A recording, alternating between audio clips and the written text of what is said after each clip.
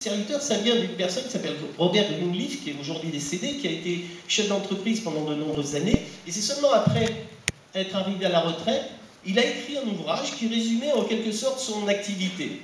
Et son ouvrage, c'était l'idée de leadership serviteur, c'est-à-dire qu'un leader, un chef d'entreprise, un manager, eh bien, n'est pas en quelque sorte, n'est pas leader pour imposer son pouvoir, mais au contraire pour être au service de tous ceux avec qui il travaille.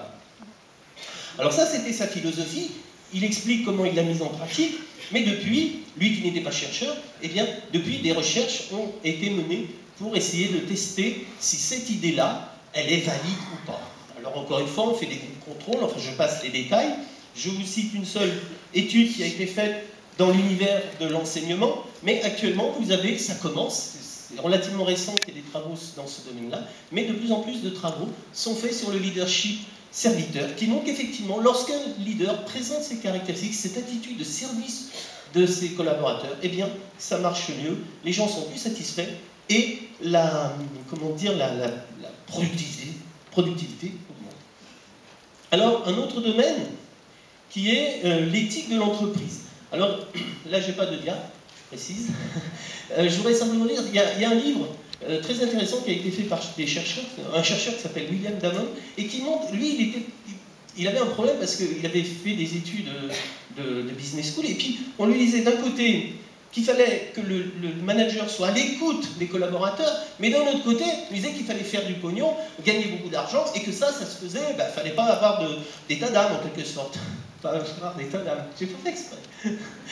Et voilà.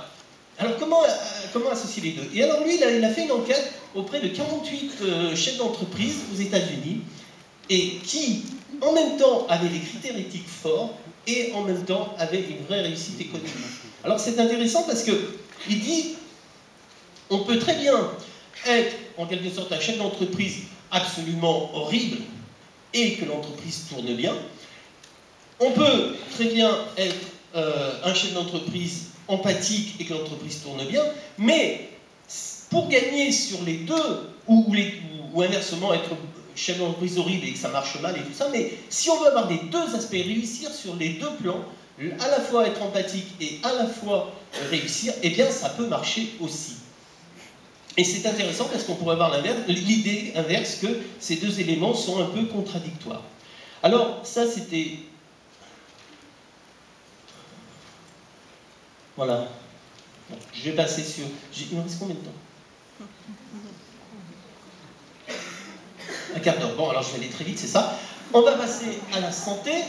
À la santé, d'abord, au niveau interpersonnel.